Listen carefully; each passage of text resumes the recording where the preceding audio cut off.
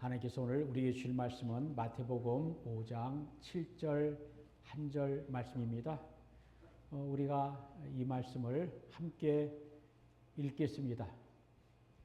마태복음 5장 7절 말씀이요. 읽겠습니다. 긍휼히 여긴 자는 복이 있나니 그들이 긍휼히 여김을 받을 것이며. 하나님의 말씀입니다. 할렐루야. 오늘 주일을 맞이하여 하나님께 예배드리는 여러분들에게 하나님 우리 아버지와 주 예수 그리스도로부터 은혜와 평강이 있기를 기원합니다. 오늘 본문은 예수님께서 산에서 제자들과 군중들에게 가르치신 설교 산상수훈 중에 한 절입니다. 특히 산상수훈의 처음 시작인 팔복은 아주 유명한 말씀이죠. 팔복은 어떤 사람이 복이 있는 사람인가를 가르치는 말씀입니다. 예수께서 말씀하시기를 첫째, 심령이 가난한 자가 복이 있다라고 하십니다. 둘째, 애통하는 자가 복이 있다고 하십니다. 셋째, 온유한 자가 복이 있다라고 하십니다. 넷째, 의에 줄이고 목마른 자가 복이 있다고 하십니다. 다섯째, 긍휼히 여기는 자가 복이 있다고 하십니다. 여섯째, 마음이 청결한 자가 복이 있다고 하십니다. 일곱째, 화평하게 하는 자가 복이 있다고 하십니다. 그리고 여덟째, 의를 위하여 박해받는 자가 복이 있다라고 말씀하십니다. 성경에는 팔복을 설교하신 그 산의 이름이 정확히 나오지 않지만 예수님께서 갈릴리 북서쪽 연안에 가버나움 근처의 산에서 설교하셨을 것으로 추정을 합니다. 나중에 사람들은 그 산을 팔복산이라고 불렀습니다. 그것은 사실 산이라기보다는 갈릴리 호수가 내려다 보이는 완만한 언덕에 가깝습니다. 그곳은 분지 형태의 지형적 특성 때문에 소리가 잘 울려 퍼져 많은 사람들에게 말씀을 전하기에 알맞은 곳이었습니다. 예수께서 팔복을 가르치신 것을 기념하여 팔복산에 팔복교회가 세워져 있습니다. 오늘 우리는 팔복의 다섯 번째 복인 긍휼히 여기는 자의 복을 생각해보며 은혜를 나누려고 합니다. 그런데 의 다음에 긍휼이 나오는 것은 깊은 뜻이 있습니다. 만약 의만 있고 긍휼이 없으면 냉정하고 무자비하기가 쉽습니다. 반면에 의가 없고 긍휼만 있으면 무분별하고 방종하기가 쉽습니다.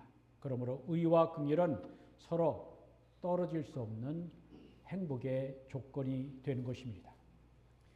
유대인들에게는 하나님의 진리를 가르치기 위해 우화적인 이야기를 담아놓은 책이 있습니다. 그 책 속에는 하나님께서 천지와 사람을 창조하시기 전에 먼저 천사들을 창조하시고 그 천사들과 대화를 나누는 내용이 있습니다.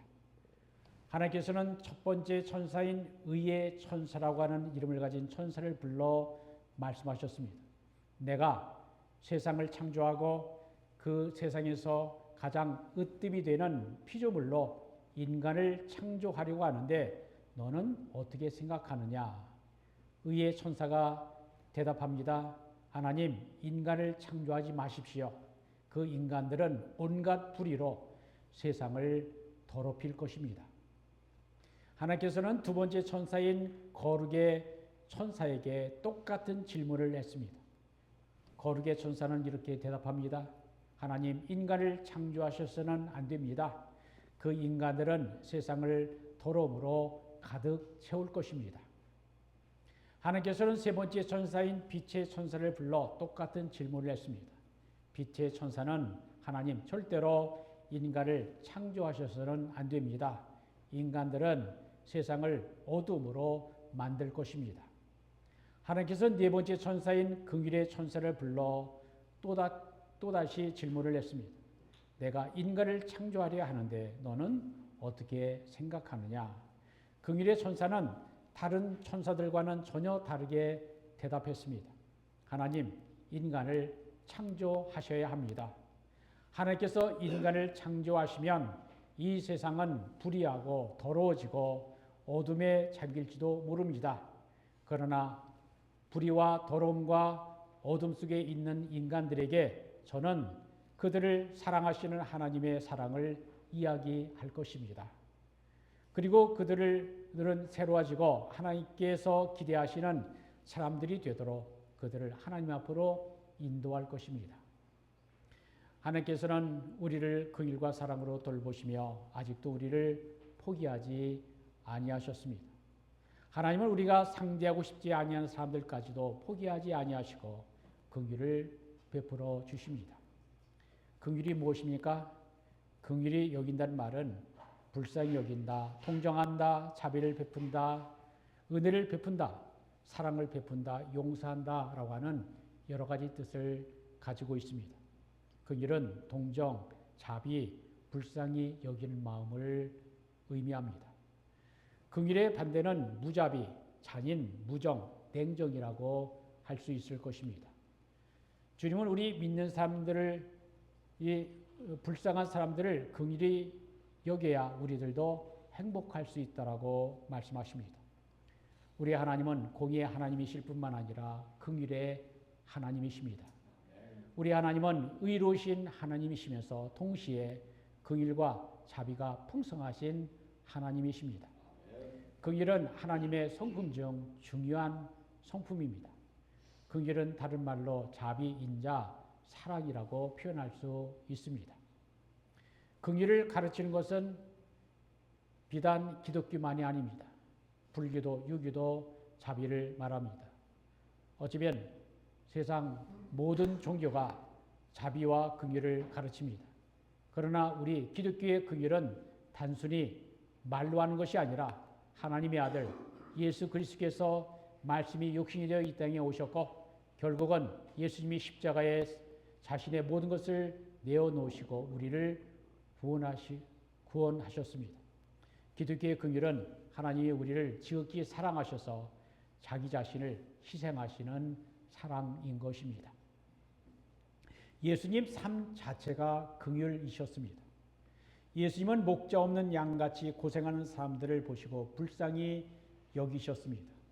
예수님이 병든 자, 눈먼 사람, 손 마른 사람, 절뚝발이, 문둥병에 걸린 사람, 심지어 죽은 사람까지 살려주신 것은 하나님의 긍휼이었습니다. 예수님은 눈물로 자신의 발을 씻는 죄 많은 여인을 용서해 주셨습니다. 가늠하다가 현장에서 붙잡혀온 여인을 주님은 불쌍히 여겨 용서해 주셨습니다. 심지어 자기를 십자가에 못 박는 원수를 위해 기도하신 예수님은 하나님의 긍휼을 보여주셨습니다. 긍휼은 함께라고 하는 뜻의 컴과 고통이라는 뜻의 패션이 합쳐져서 컴패션이 됩니다. 긍휼이란 단순히 동정하는 것이 아니라 다른 사람의 입장이 되어보고 다른 사람의 고통에 함께 느끼며 그 사람의 고통에 참여하는 것을 말합니다. 예수님의 십자가에서 보이신 사랑이 바로 우리의 고통을 함께 아파하시는, 체휼하시는 긍휼의 마음인 것입니다. 그렇게 긍휼의 삶을 사신 예수님이 우리를 향하여 긍휼의 마음을 가지고 남을 긍휼히 여기는 삶을 살아야 진정으로 행복하다라고 말씀하십니다. 하지만 우리가 살고 있는 이 시대는 긍휼을 찾아보기 힘든 시대가 되었습니다. 이 시대는 무자비하고 무정하고 잔혹하고 잔인합니다. 사도 바울은 하나님 없이 살아가는 사람들 향하여 무정한 자요, 무자비한 자라고 로마서 1장 31절에 말씀하고 있습니다. 그런데 사도 바울 당시나 오늘날이나 큰 차이가 없는 듯 보입니다. 오히려 오늘의 세상은 더 무자비하고 더 악해졌습니다. 오늘날은 긍휼이 너무나 필요한 시대입니다. 사랑과 긍휼을 찾아보기 힘든 이 시대에 주님은 우리에게 긍휼히 여기라라고 말씀하십니다. 구약성경의 시편에 자주 나오는 표현으로 여호와는 긍휼이 많으시고 은혜로우시며 노하기를 더디하시고 인자하심이 풍부하시도다라는 말씀이 여러 곳에 나옵니다. 시편 103편 8절 그리고 시편 104편 8절 9절에 또 말씀하십니다. 여호와는 은혜로우시며 긍휼이 많으시며 노하기를 더디하시며 인자하심이 크시도다. 여호와께서는 모든 것을 선대하시며 그 지으신 모든 것에 긍휼을 베푸시는도다. 이 말씀처럼 하나님은 긍휼이 많으신 분이라고 성경은 말씀합니다. 하나님께서는 죄악이 가득한 니느웨 성을 구원하신 다음에 그것을 불평하는 요나에게 말씀하십니다. 하물며 이 큰 성읍 니느웨에는 좌우를 분변하지 못하는 자가 12만여 명이요 가축도 많이 있나니 내가 어찌 아끼지 않겠느냐라고 말씀하셨습니다. 예레미야애가 3장 22절에는 또 이렇게 말씀하십니다. 여호와의 인자와 긍휼이 무궁하심으로 우리가 친멸되지 아니함이니이다. 하나님의 긍휼은 무궁하십니다. 하나님의 긍휼은 잠깐 있다가 사라지는 것이 아닙니다. 하나님의 긍휼은 무궁하기에 우리가 진멸되지 아니하고 살아가고 있는 것입니다.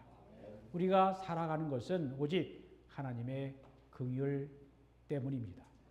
하나님은 우리를 불쌍히 여기시고 긍휼을 베풀어 주셨습니다. 하나님은 죄와 허물로 죽을 수밖에 없었던 우리를 살려 주셨습니다. 하나님은 우리를 용서해 주셨고 구원해 주셨고 긍휼을 베풀어 주셨습니다. 하나님은 예수 그리스도의 십자가에서 우리를 향한 하나님의 사랑을 확증해 주셨습니다. 사도 바울은 에베소서 2장 4절 5절에서 이렇게 말씀합니다. 긍휼이 풍성하신 하나님이 우리를 사랑하신 그 큰 사랑을 인하여 허물로 죽은 우리를 그리스도와 함께 살리셨고 너희는 은혜로 구원을 받은 것이라 라고 말씀하셨습니다. 하나님의 사랑과 긍휼이 있기에 오늘 우리가 존재할 수 있습니다. 예수께서 누가복음 15장에서 돌아온 탕자의 이야기를 말씀하시면서 제일 좋은 옷을 내어다가 입히고 손에 가락지를 끼우고 발에 실을 신기라. 그리고 살진 송아지를 끌어다가 잡으라. 우리가 먹고 즐기자. 이 내 아들은 죽었다가 다시 살아났으며 내가 잃었다가 다시 잃었노라 라고 말씀하셨습니다. 이것이 바로 긍휼이 많으신 하나님의 모습입니다. 우리가 다른 사람들에게 긍휼을 베풀기 위해서는 먼저 우리가 하나님의 긍휼을 경험하고 깨달아야 합니다. 사울이 예수님을 만나 회심하기 전 그는 예수님을 믿는 사람들을 몹시 핍박했습니다. 그는 예수님을 따르는 사람들을 감옥에 가두고 죽이기도 했습니다. 그가 얼마나 열심히 핍박을 했던지 예수님을 믿는 사람들을 잡으려고 다메섹으로 가다가 호련히 하늘로부터 빛이 그를 둘러 비치는 가운데 그는 예수님의 음성을 들었고 만나게 되었습니다. 하지만 예수님은 비방자요 박해자요 폭행자인 사울에게 긍휼을 베풀어 주셨습니다. 뿐만 아니라 그를 복음을 전하는 사도로 삼아 주셨습니다. 이것이 주님의 긍휼이요 사랑입니다.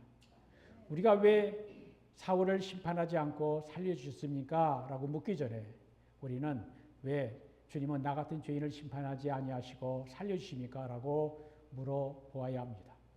심판 대신 긍휼을 베풀어 주시는 것이 하나님의 긍휼입니다. 우리가 하나님의 긍휼과 용서를 받았기에 지금 우리가 살아가고 있는 것입니다.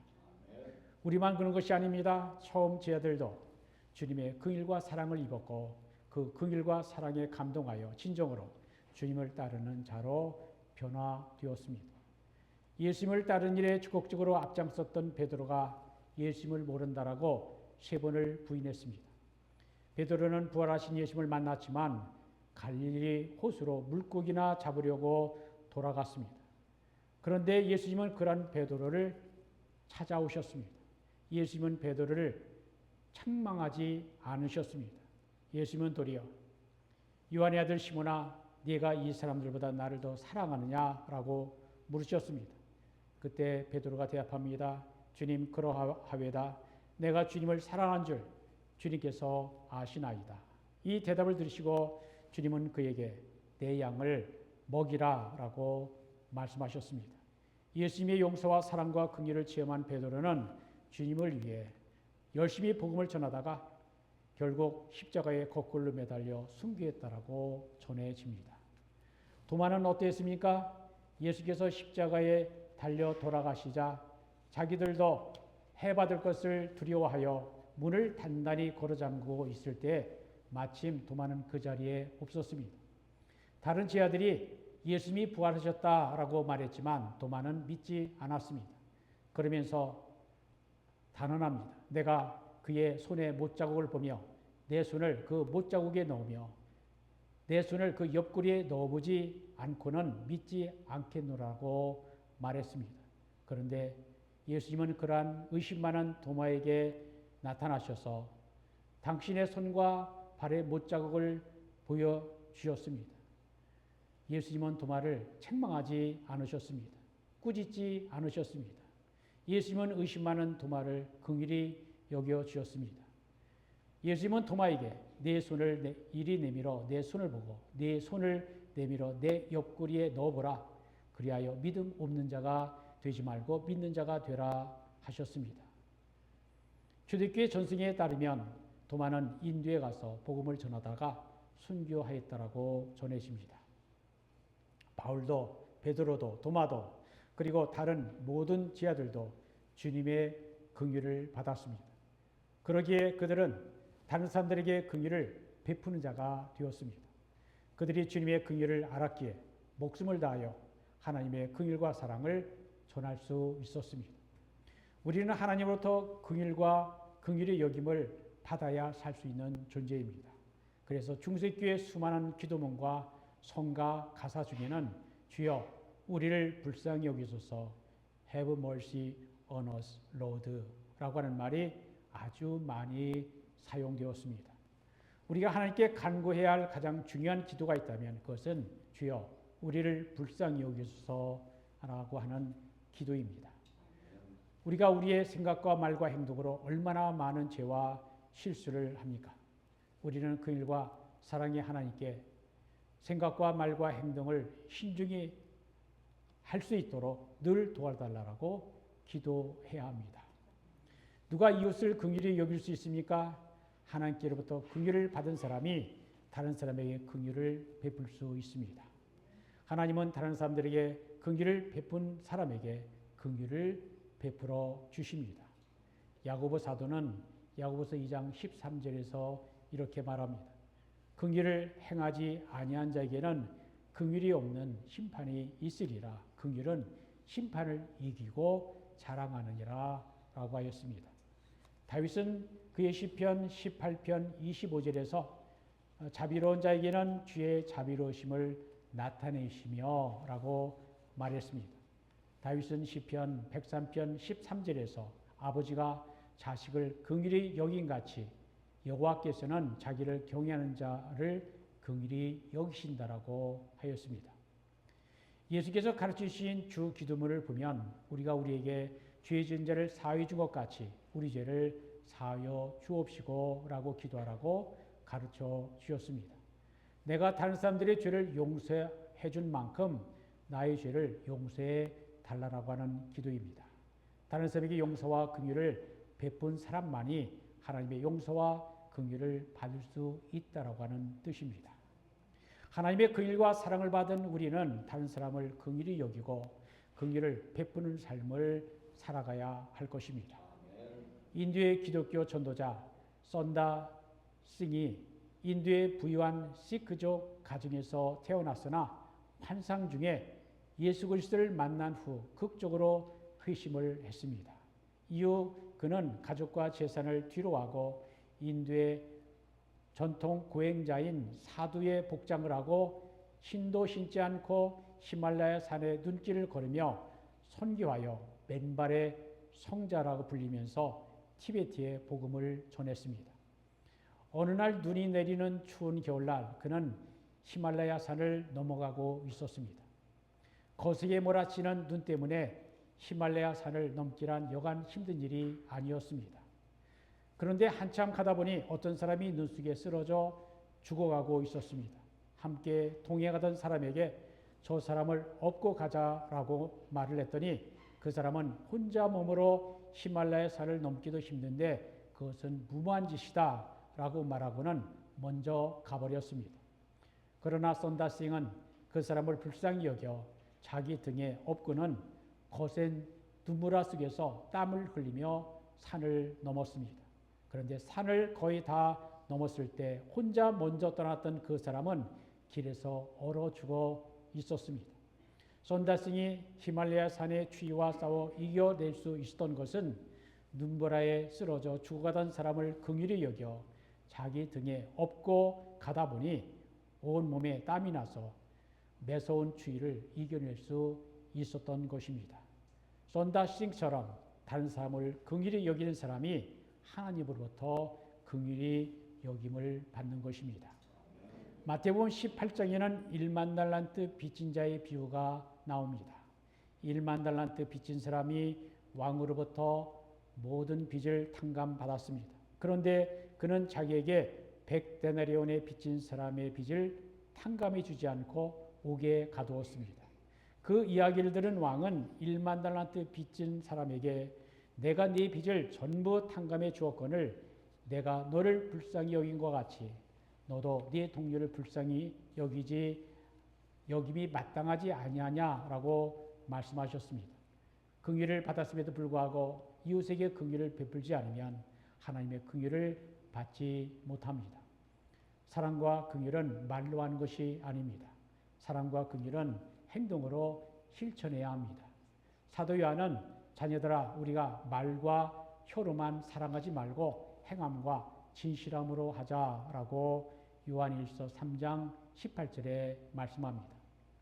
긍휼은 실천할수록 더욱 커지고 넓어지고 깊어집니다. 사랑은 실행할수록 더욱 커지고 넓어지고 깊어지는 것입니다.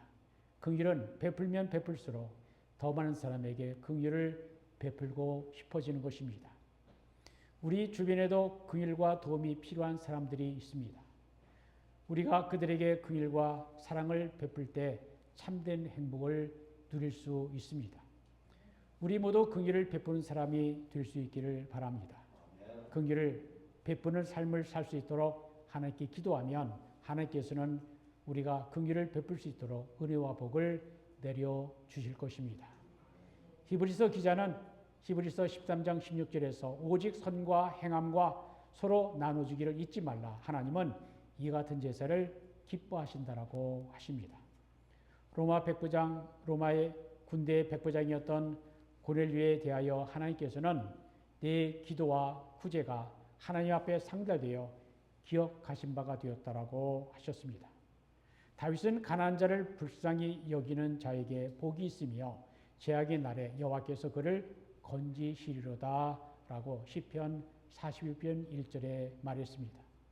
잠언서 19장 17절을 보면 가난한 자를 불쌍히 여기는 것은 여호와 하나님께 구워 드리는 것이라고 하였습니다.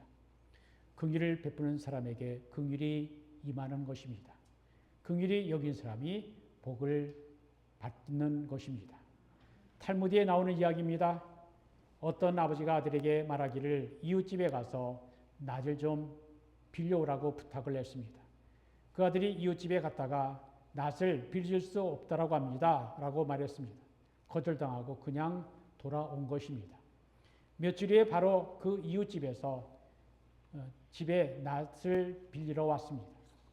아버지가 아들에게 낫을 빌려주라고 말했습니다. 그때 아들은 아버지에게 항의했습니다. 며칠 전에 저 집에서 빌려주지 않았는데요. 그때 아버지가 아들에게 말합니다.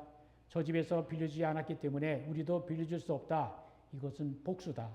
저 집에서 빌려주지 않았지만 그럼에도 불구하고 빌려준다는 마음으로 빌려주면 그것은 증오다. 거절당했다는 것을 다 잊어버리고 그 낫이 필요하니까 그냥 빌려준다라는 마음으로 빌려주면 그것은 긍휼이다라고 대답했습니다. 여러분은 어떤 마음제서로 살아가고 있습니까? 범사에 복수하는 마음으로 살아갑니까? 증오하는 마음으로 살아갑니까? 아니면 긍휼히 여기는 마음으로 살고 있습니까? 복수하는 마음, 증오하는 마음을 버리고 오직 긍휼히 여기는 마음으로 살아갈 수 있기를 바랍니다. 우리는 이기적이고 계산적인 삶을 살기보다는 때로는 손해를 봐도 양보하고 이해하며 살 수 있기를 바랍니다. 하나님은 우리에게 긍휼을 원하십니다. 뉴욕에 라구아디아라고 하는 공항이 있습니다. 본래 라구아디아라고 하는 이름은 뉴욕 시민들이 사랑했던 유명한 시장의 이름입니다. 라구디아는 시장이 되기 전에 유명한 판사였습니다.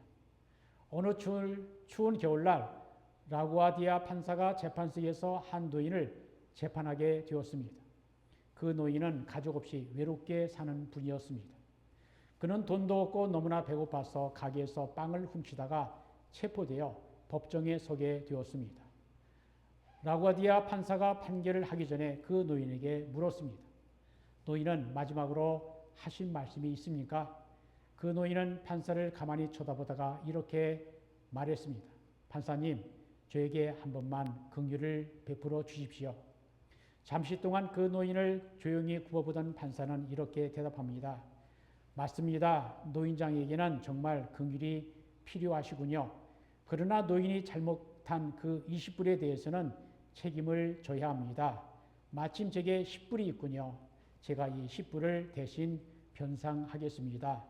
당신을 춥고 배고프도록 버리던 데에는 저의 책임도 있기 때문입니다. 그렇다면 10불이 더 필요한데 여기 이 법정에 계신 여러분, 우리 사회와 여러분들도 이 노인이 춥고 배고프고 도둑질하도록 버리던 데는 여러분들도 책임이 있습니다. 이 노인을 위해 자유롭게 기부하십시오. 그 자리에 모인 사람들이 이 재판관의 명판결을 보고 감동하여 자발적으로 47불을 헌금하여 그 노인에게 주었다라고 합니다. 그 후에 뉴욕 시민들은 라구아디아 판사를 긍휼이 많은 판사라고 인정하고 훗날 그를 크게 존경하는 시장이 되었다라고 하는 이야기입니다. 긍휼과 자비를 베푼 이야기로 빼놓을 수 없는 것은 누가복음 10장에 나오는 사마리아인의 이야기입니다. 긍휼을 베풀기 위해서는 수고해야 하고 시간을 들여야 하고 물질을 내놓아야 합니다. 내가 전혀 손해보지 않으면서 마음으로 동정만 한다면 그것은 예수님께서 원하시는 것이 아닙니다. 하나님은 하나님의 자녀들이 긍휼을 베풀며 살아가기를 원하십니다. 우리가 예수 그리스도의 십자가의 사랑과 긍휼과 용서를 받은 자로서 다른 사람들을 사랑하며 용서하며 긍휼을 베풀며 살아갈 수 있기를 바랍니다. 우리가 주여 우리를 불쌍히 여겨주소서라고 기도하며 도움과 격려가 필요한 사람들에게 사랑의 마음을 전하며 그들을 위하여 기도하며 살아갈 수 있기를 바랍니다. 우리가 이웃을 긍휼히 여기며 살아가므로 우리도 하나님으로부터 긍휼을 받을 수 있기를 주님의 이름으로 축원드립니다. 기도합니다. 긍휼과 사랑이 풍성하신 하나님, 우리를 긍휼히 여겨 주옵소서. 우리가 다른 사람들을 긍휼히 여기며 살도록 도우시옵소서. 우리가 하나님의 긍휼과 용서받은 것 같이 우리도 이웃을 사랑하며 용서하며 살 수 있도록 우리에게 새 힘을 주옵소서. 예수님의 이름으로 기도드립니다. 아멘.